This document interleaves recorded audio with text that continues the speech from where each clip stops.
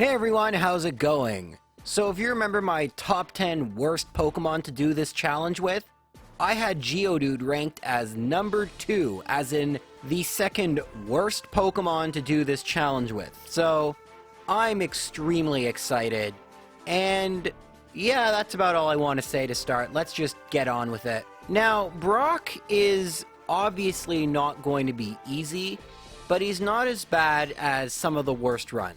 And we're obviously not going to do anything close to minimum battles.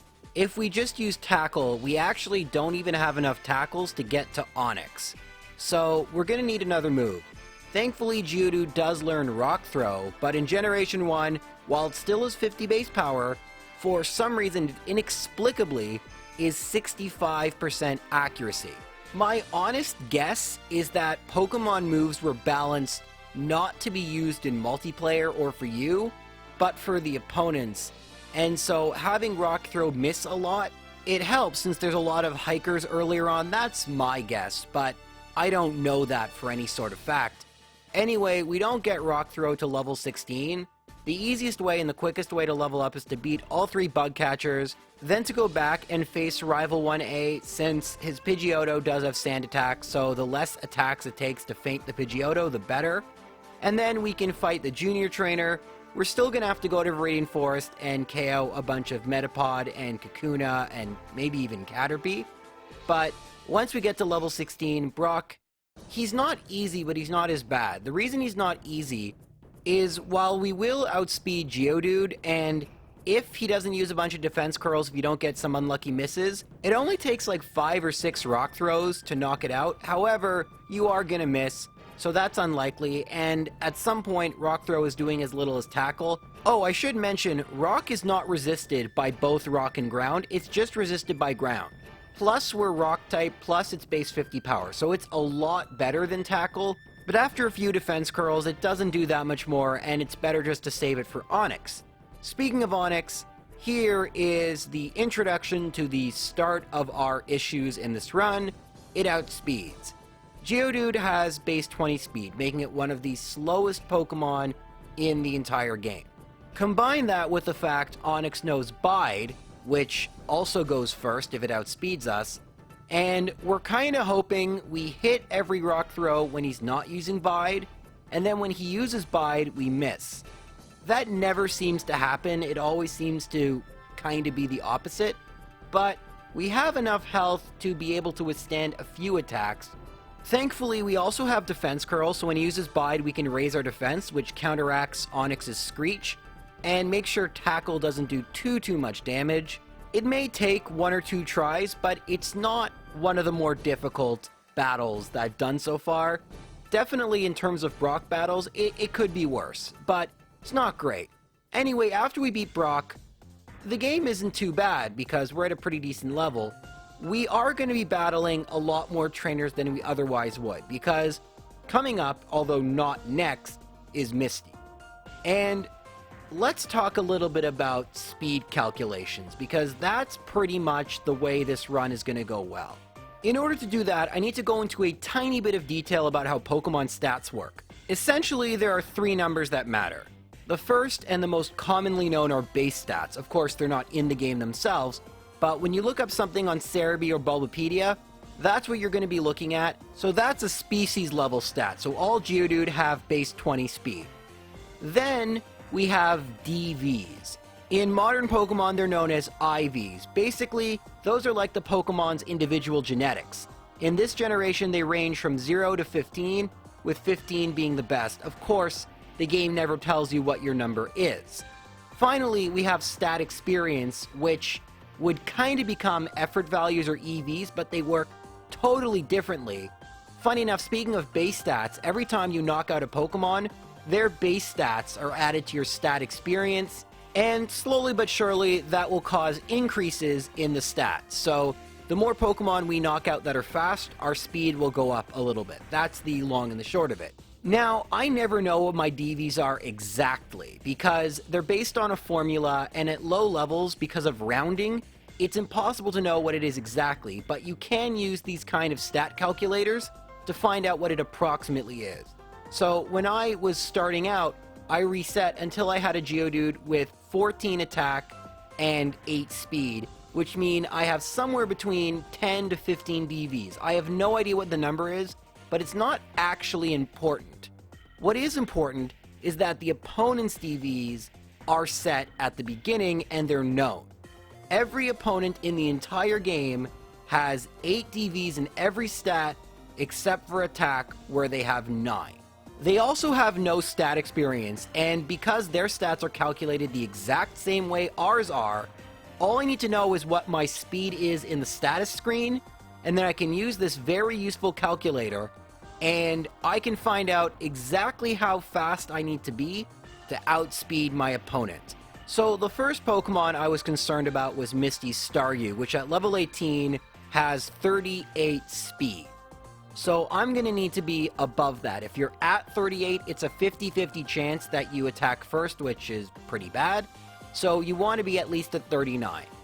That's going to take me a long time. I mean, I don't know exactly what my DVs are, and I'm not keeping track of my stat experience, but all I need to know is when I see 39 on a level up, I'm ready to fight Misty. But one way to make that happen quicker is to battle trainers, which will help me level up, and give me valuable stat experience. And considering I'm trying to do this as quick as possible, it's a real balancing act how many opponent Pokemon I should knock out so that I get more speed, meaning I don't have to level up as much. But of course, battling too many extra trainers wastes time and may not be necessary. Plus, just in case this wasn't confusing enough, how much damage you do is based on your level. So being at a higher level actually does more damage, even if you have the exact same attack. So that's something cool. Anyway, as I've been talking, you will have seen me actually battle trainers in Mount Moon, which I never do, and get Mega Punch, which is far more useful than Tackle or Rock Throw, since it is more accurate and actually does a little bit more damage. And with that, we're going to face rival number 2. Now, rival number 2 is pretty much the exact same as every rival number 2. You kind of want to outspeed the Pidgeotto, but it's not necessary. You just want to knock it out as quick as possible, which is why I went for Rock Throw since it's a one-hit KO. Now, at my level, I won't be outspeeding anything, but Bulbasaur is going to attack randomly, and I don't get Vine Whip.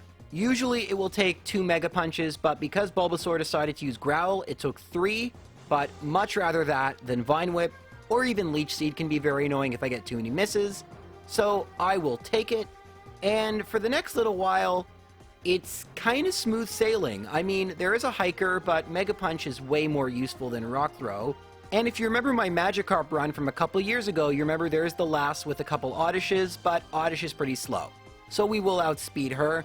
And then we can go battle the Rocket, and you'd think I would teach my Geodude Dig, but I kinda wanted to hold off. I had some ideas for alternate strategies, and since TMs are single use, I need to make sure that when I use it, I'm using it at the right moment. In the end, it didn't matter, but that's why I never use Dig. We're gonna get Body Slam very soon anyways, which does only marginally more damage than Mega Punch, but it doesn't miss and has a 30% chance of paralyzing. Now, in the SS Anne, I had to make a decision.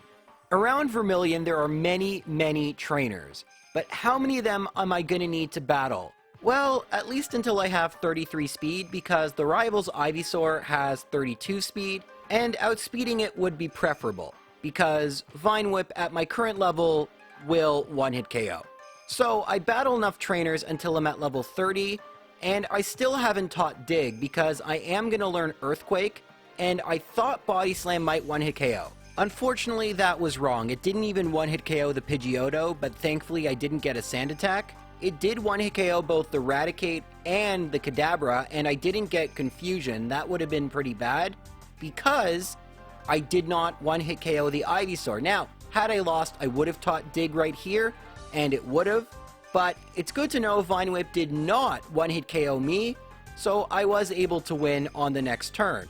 Not optimal, but I'm going to be honest, it's way more fun to try and figure out these strategies, especially which strategies are faster, than to pre-plan everything. Also, every time I've pre-planned a run, it honestly hasn't worked out that well, so I like this method better, plus it's more fun.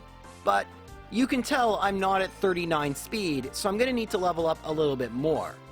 Now, unfortunately, I didn't actually know it was 39 speed. I should have done these calculations before, but I don't usually like to do that either. I like to be a little bit surprised, but no, in this run, I needed to know.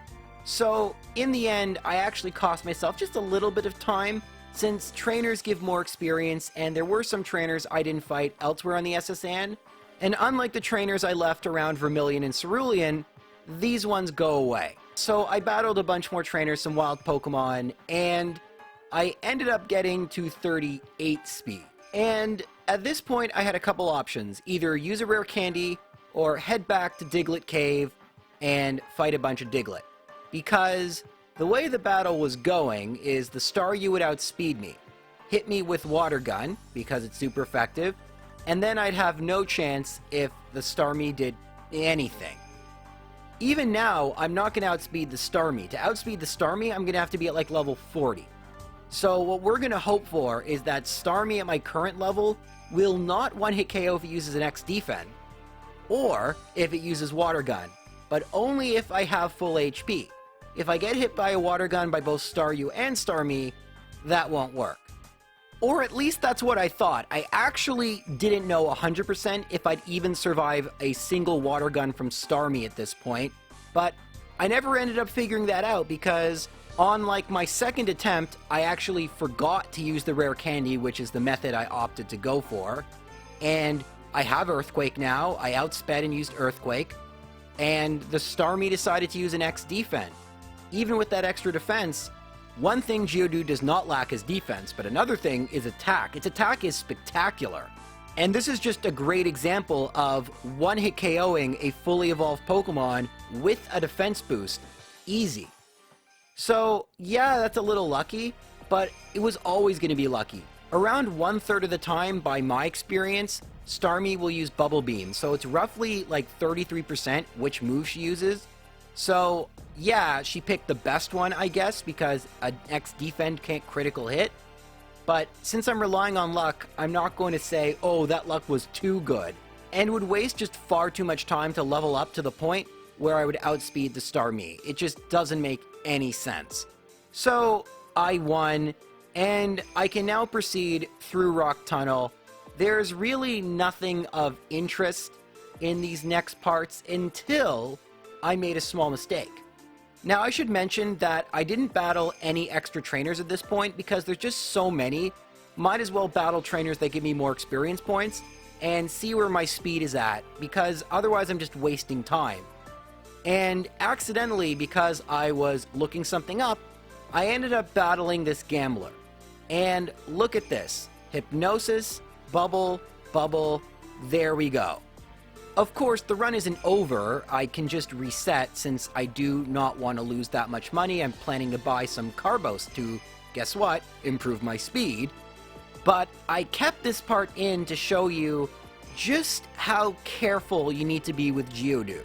Since when you get outsped and face a Pokemon that's a bad matchup, it doesn't take very much at all. And this was Poliwag using Bubble.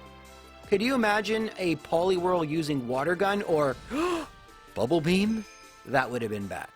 So, of course, I did the same thing again and lost again because I get bored and I start looking ahead and looking up numbers and figuring out what I want to do, and yeah, it's funny I made the same mistake twice, and of course I lost again. But the third time I didn't lose, and I proceeded to Celadon. In Celadon, I can finally get rid of Rock Throw and get Rock Slide. I'm going to be using Earthquake and Body Slam most of the time since Body Slam can't miss and has a shorter animation and usually will one-hit KO. And when it won't, Earthquake is super powerful. Rock Slide is for flying Pokemon that can't be hit by Earthquake, pretty much. You also notice I have Harden, which I replaced Defense Curl because, well, Metapod and Kakuna use Harden, so I thought it was good. I think those of you who watch my series will know exactly why I've kept this move, but for those of you who are new, you're going to see just about how broken Red, Blue, and Yellow really are in a little bit. For now, let's show off what happens if you don't have enough speed and try and battle Erica. You lose. Victreebel even used Sleep Powder, but Razor Leaf always critical hits. It doesn't work. pretty much every Pokemon that has a move like that, you have to outspeed.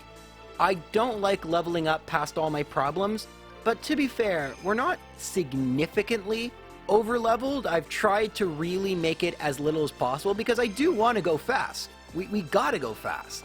And of course I saved before, so it didn't waste any time, but what we actually should do is battle a gym leader that we can defeat. Like Lieutenant Surge, I skipped him because you can't get into his gym unless you have Cut, and you can't use Cut outside of battle until you beat Misty, and it doesn't make sense to go back and forth since we do pick up Fly, which we are going to need to beat Lieutenant Surge to use, but hey, that's why we go to Vermilion and beat Lieutenant Surge. Obviously, it's faster if we beat Misty first and then beat Lieutenant Surge right away, but, you know, Geodude. But, yeah, Lieutenant Surge, I don't think takes much explanation. He can't do anything. You can use any move you want except for Harden, and you win. You just have to press the A button enough times, and sometimes you feel bad. You know, people think I'm joking when I say it's a difficult strategy. Sometimes you really start to think about life. What is an A button? Why am I doing 53 challenges? Oh my god, you remember when I used to do this at single speed with Magikarp? How the heck was I that patient? And I think that gives you some major insight into why mistakes happen during boring sections. I literally do start to ponder life and whatnot because in a lot of these there are giant sections that are kind of easy. And it's part of the reason why Magikarp is fun because there is no section that's easy. Anyways, now it's time to battle Sylph Company. Nothing to say here. Very easy. Giovanni, of course, use Earthquake. Kangaskhan outspeeds and does survive Earthquake, so that's kind of an accomplishment, but it's a normal type Pokemon using normal type attacks. Nothing really worrisome. However, if you want to see me worry a little bit, this battle with rival number 4 was super fun. I miss with Rock Slide not once, but twice, and get hit with Sand Attack. Hooray! Yay, 10% chance of missing. Now, I don't miss the Rock Slide on the Gyarados, and I also can one-hit KO the Growlithe and the Kadabra, but of course, I miss with Earthquake not once, but twice against the Ivysaur, and thankfully, it decides to double up on Leech Seed. Great AI there, and the third time I'm able to take it out with Earthquake. Definitely not the most optimal battle, but you know what, I'll take it. People always like to point out when I get really good luck. Here's an example of where I got both really bad and then kind of good luck. It's just the nature of the game. Anyway, there's not much to say about Pokemon Tower, and even though you think I would, I don't actually have the speed at my current level to beat Erica consistently. So instead, I'm going to go to Fuchsia and defeat the Jugglers. You'll notice with the first one, the Kadabra outspeeds me, and that's going to be an issue because I have pretty low special. So, something to keep in mind for Sabrina, but right now, we're going to take on Koga, and I think you can tell this battle's going to be pretty easy, considering I'm at like 1/4 of my health and poisoned from a previous battle. Everything is a one-hit KO, but the Wheezing is not, and it outsped, but thankfully, Koga used an X attack. Wheezing, the best it could do is self-destruct, and with an X attack, it may have actually been able to knock me out. I'm not sure. I have really good defense. Of course, as you saw, I got Sludge, and very easy victory. Now that we're at level 43, I'm ready to face Erica. Because I've leveled up so much and I have great attack, she's pretty simple. Earthquake one-hit KOs the Victory Bell. Rock Slide does not one-hit KO the Tangela, and Rock Slide doesn't flinch in Generation 1. I learnt that. Thankfully, it doesn't have any grass moves, and it used a Super Potion. Finally, we use an Earthquake on the Vileplume, which is a one-hit KO. Not bad. Now, I get asked about Yellow version. I obviously will never do these in Yellow because it's too similar, but the gym leaders do have completely different teams, and some of them would be easier like Koga, and typically Erica is also much easier because she uses a Gloom and Weepin' Bell as opposed to Victory Bell and Vileplume, but she leads off with Tangela, which is at a higher level, and since it does know grass moves, it would be a little scarier for Geodude to face. And by the way, why I don't use Yellow version, maybe I'll go into more detail, but essentially, other than the nostalgia factor of Red and Blue, you can't just use a Game Shark code on a legit cartridge and change your starter. People who use Yellow on YouTube typically will use a ROM with the randomizer, and it's a cool little piece of software, but I really don't like using emulator, so Yellow just always seemed like it wouldn't really work for me. if I wanted to do a run in yellow, I would probably just catch the Pokemon I wanted to outside of Viridian City. But that's neither here nor there. Let's move on to Sylph Company, where one of the staples of these runs is going to make a huge difference. You've seen that I have 3 great attacking moves, and a move I have yet to use a single time, Harden. Well, now it's time to use it. Yes, my friends, it is the Badge Boost glitch. We're supposed to get a 12.5% bump in our stats once we collect certain badges, but of course, because Gen 1, every time you modify your stats, that boost is re-added. So it actually compounds, and you can gain a lot of speed and a lot of attack from boosting your defense with Harden. And the only caveat to this strategy is once you level up, the glitch goes away. So if we're going to be using the badge boost glitch, we can't level up. And unfortunately, I would level up just before Venusaur, which wouldn't work.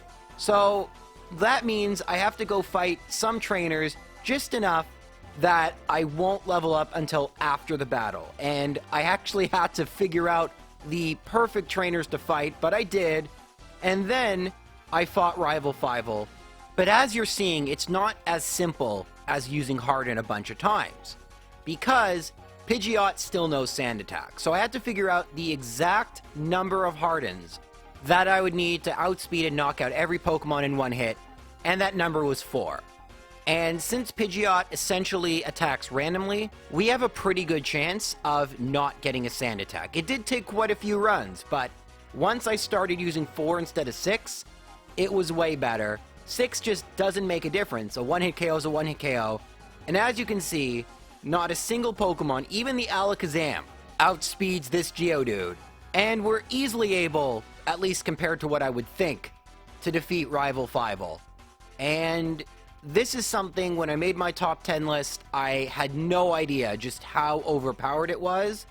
But holy moly, the fact Geodude has not 1 but 2 different moves, although they do the same thing, that can boost your stats, it's a game changer. But there is one other caveat, which is we need a Pokemon we can set up against, and that's not always going to be possible. A good example will be Sabrina's Kadabra. It'll outspeed and our special is low. So we're going to need to level up quite a bit more. I could fight more trainers in Sylph Company, but that would waste time. I'm just going to beat Giovanni. No need to even talk about him. And I'm going to go ahead to Cinnabar and fight Blaine. Now, Blaine himself isn't trivial because his Pokemon have Fire Spin and they can outspeed. But after I beat Blaine, I then went to go and battle Sabrina and see how it went, and it didn't go well at all. And this is why it's important to keep in mind where you're saving. I saved in front of Blaine and not in front of Sabrina, so if I had to reset, I would still have the ability to fight all the trainers in Blaine's gym. Once you beat a gym leader, you can no longer battle the trainers in that gym. Same thing with Giovanni and Sylph Company, by the way, except they just disappear.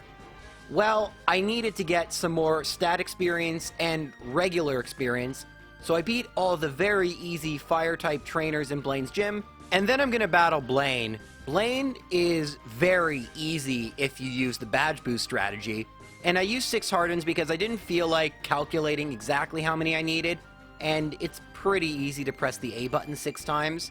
With this, doesn't matter if I get a critical hit, which is a very low probability since it's based on your speed, and Geodude has incredibly bad speed, and then you just use Earthquake 4 times, not a problem. But when I didn't use Badge Boost, I could get trapped in Fire Spin, which was not very fun, but wasn't an issue. Now it's time to battle Sabrina, but just before that, I'm going to battle the trainers in her gym as well.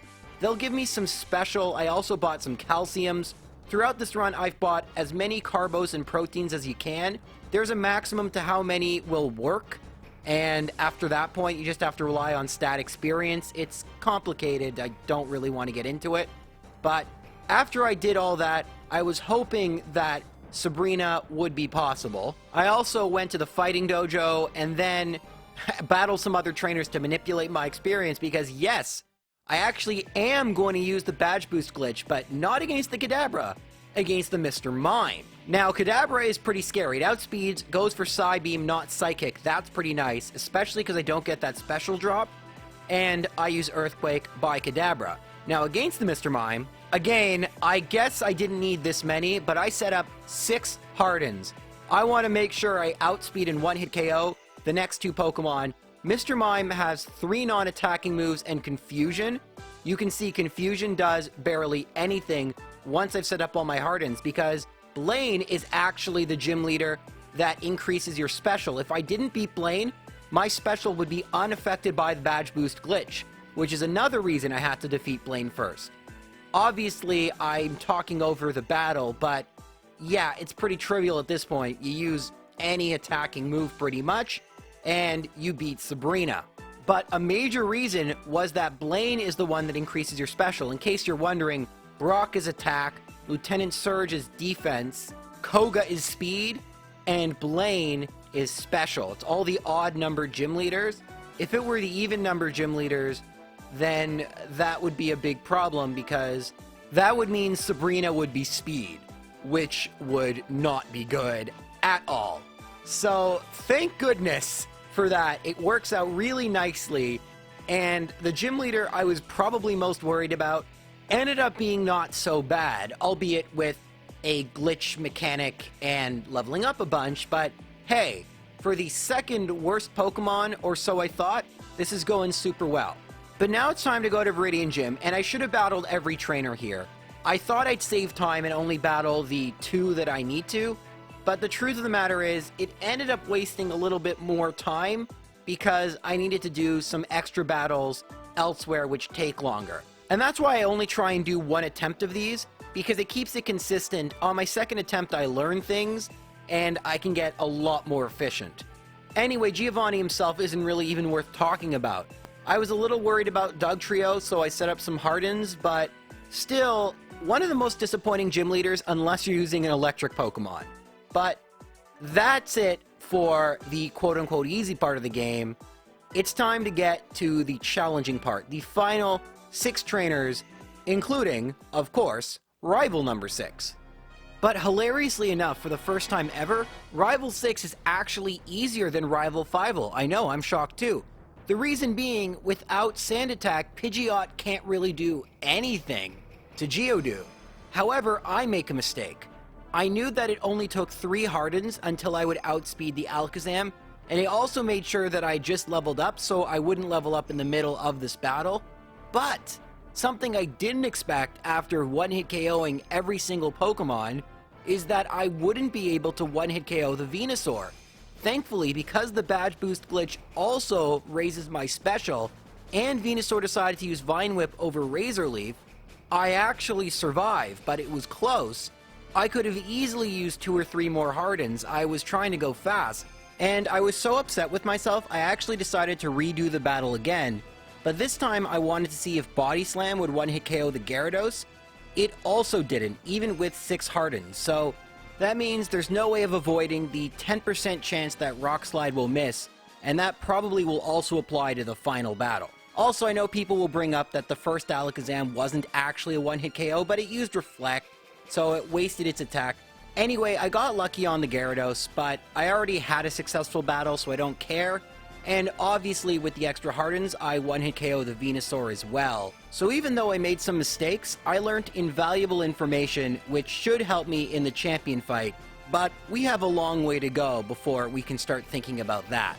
So we'll keep that in mind heading to the Elite Four, but the Elite Four is not going to be even close to doable. In fact, my usual strategy when the Elite Four is difficult is to just try and get through as much of them as I can and gain experience points, but that's not going to happen here. Because even though Laurelie's Dugong doesn't have Ice Beam and doesn't know a water move, it is still a struggle to get past the Dugong, let alone Cloyster, which has Clamp, a water move, and Aurora Beam. So the fact of the matter is, until we outspeed this Dugong, we're not going anywhere. And Laurelie's Dugong, the first of the obstacles, has 89 speed. Jinx is much faster, and there are still not 1 but 2 Gyarados at level 58 and level 62. So, yeah, we're gonna need to level up quite a bit. I've gotten better at getting some of the out-of-the-way rare candies, but that's not going to be enough. We're going to have to go back through Victory Road, beat the trainers, and I went back to Cycling Road, beat those trainers, and for good measure, I'm going to get an extra rare candy by going to the power plant and battling a bunch of Pokemon there. But for one just extra way to get a little bit more speed, I'm going to go to Diglett Cave, since Diglett has pretty good base speed. They're all one-hit KOs, and I'm just going to one-hit KO all the Diglett I come across. And I can only imagine, you know, the Diglett just sitting there in Diglett Cave, minding their own business, until one day this maniac with the Geodude just body slams them all. I could just picture like a, you know, documentary. The Great Diglett Fainting of 2020 was a tragedy. Over 25 Digletts lost their HP. And why? Do we know what caused it? Well, I asked, and the guy just says, gotta go fast. What's there to go so fast? We're in a cave. Poor little Jimmy. He was only level 15. Why did you have to knock him out? It seems that no Diglett, no matter how low a level, would be spared. Thankfully, the Great Diglett Fainting of 2020 was as short as it was ruthless. Yeah, but anyway, after I did all that and used the rare candies, I actually did have enough speed for the rest of the Elite Four, which was kind of nice. You'll notice I saved one rare candy. That's a way I found to make sure that I don't level up in the middle of a battle. And in this case, I don't want to level up in the middle of the champion battle. That would be very, very bad. But we still have a long way to go, so cue Ice Theme, let's go face Lorelie. So Lorelie largely depends on not missing with Rock Slide. You will one-hit KO the Dugong and the Cloyster, and outspeed them both, so long as you have more than 80 speed, because keep in mind, how badge boosts are actually supposed to work are to raise your stats in battle by 12.5%. So with 80 speed, we actually in battle have 90 speed, which is what we would need to outspeed Dugong and Cloyster. We're not going to outspeed Jinx though, so we're going to use Harden twice against Slowbro. Slowbro does have Water Gun, which can do quite a bit of damage, but it's not Surf like it has in Yellow version. So long as it doesn't use Amnesia, we should be good. It didn't in this case, but it did take 2 hits because of the withdraws. Jinx and Lapras will easily be one-hit KOs at this point, since we'll also outspeed the Jinx with our Hardens boosting our speed even more. And that's Lorelie. Not too big a deal, but can be trolly if you get some bad luck. Bruno, on the other hand, is a nightmare. I mean, just being Bruno. Like, how are you so bad at Pokemon battling as one of the top 4 best trainers? I mean, I really think the Elite Four is corrupt. How the heck did Bruno make it? Now, I don't like reusing strategies, but the press A 5 times strategy is all you need. Just kidding. Machamp was a 2-hit KO, so I needed to press A 6th time. I even pressed the down cursor to go to Body Slam. I know, trying to mix it up a little bit, I don't know why, but in seriousness, Bruno in pretty much all of Gen 1, but especially Red and Blue, is just so bad. The most difficult Pokemon are going to be Onix, and their attacks are horrible. In Yellow, at least they know Dig and Rock Slide, so they're a concern, but here, nothing is really all that concerning. Agatha is a little concerning because she is going to outspeed us initially. We want Nightshade or Hypnosis Miss. Of course we get Confuse Ray. Thankfully, I don't hit myself in confusion and get rid of the Gengar. Golbat uses Supersonic. I'm already confused. Good job. But here's where I want to set up a Harden. It'll let me outspeed everything except for the final Gengar. And the reason you don't set up a bunch of Hardens to exploit the badge boost glitch further is because Haze resets your stats. And that doesn't just remove the badge boost glitch, but also removes the badge boosts you're supposed to get. Gen 1 is fun. So, luckily that didn't happen. Knocked out the Golbat, knocked out the Haunter and the Arbok, and then Gengar used Nightshade. It only can really use Confuse Ray, and with a Harden, I have good enough defense that it shouldn't be too big a deal. Agatha, once you get past the first Gengar, isn't too bad, but The whole run, I was concerned with Lance, because Lance has Gyarados, and Gyarados knows Hydro Pump. And there is just no way, unless you're praying for a 15% miss, to beat Lance if you don't outspeed the Gyarados. And this is why I don't save between Elite Four battles. Do I really want to retry these three where a bunch of stuff, well, not Bruno, but a bunch of stuff on the other two could go wrong? No. I want a strategy that when I get to Lance, I have a pretty decent shot of defeating him.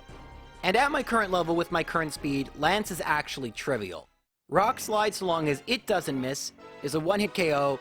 I set up a single Harden against Dragonair, which can't do all that much. This will allow me to outspeed everything except for Aerodactyl. The only thing I'd be worried about from Aerodactyl is Supersonic. It uses Takedown, does next to nothing, and I do outspeed the Dragonite. Rock Slide is a one-hit KO, and that's it for the Elite Four. I thought I would need to be at level 100 before this would happen, and with proper training and understanding more of the mechanics of Generation 1, we're here at level 77, soon to be level 78, because I need to make sure I don't level up. And thankfully at my current level, I will not level up in the middle of this battle. But this battle is going to be tough. I made the rival pick Venusaur because it's more likely to use Razor Leaf. It also has a Gyarados, which is a little scary, much scarier than Exeggutor. So I was pretty nervous how this battle would go. Let's see how it went. Well, I set up 6 Hardens against Pidgeot. I'm not making that mistake again. Pidgeot, as you can see, is doing nothing. Its only attacking moves are Wing Attack and Sky Attack, which takes 2 turns. A critical hit Sky Attack would be bad, but it kept using Wing Attack. It even used Mirror Move to get a Harden, and it also has Agility, which I believe it used. I wasn't even paying attention here because it didn't matter.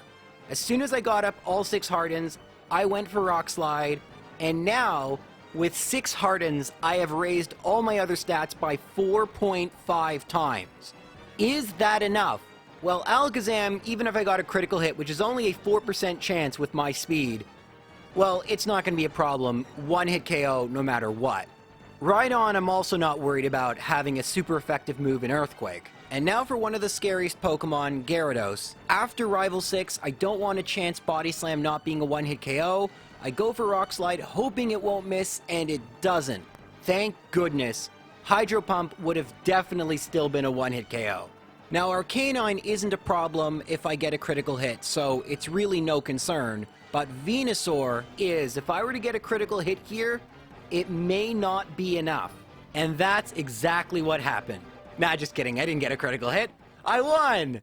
No, in seriousness, this battle was actually very trivial. One of the easiest champion battles I've ever done, and it just goes to show you how the badge boost glitch with a move like Harden, which you can use 6 times as opposed to something like Agility, which can only be used 3 times, is so overpowered. A lot more than you think, since it compounds, meaning the 12% stacks on top of one another. So with 6 stat modifiers, it's 4.5. With 3, it's only 1.6. A massive difference, and something I didn't fully understand when I made my top 10 list. So, where does Geodude rank? Honestly, I think there's a very natural spot for it, just above Squirtle. It was kind of easy to do most of the battles, but that was only with a lot of time invested and leveling up.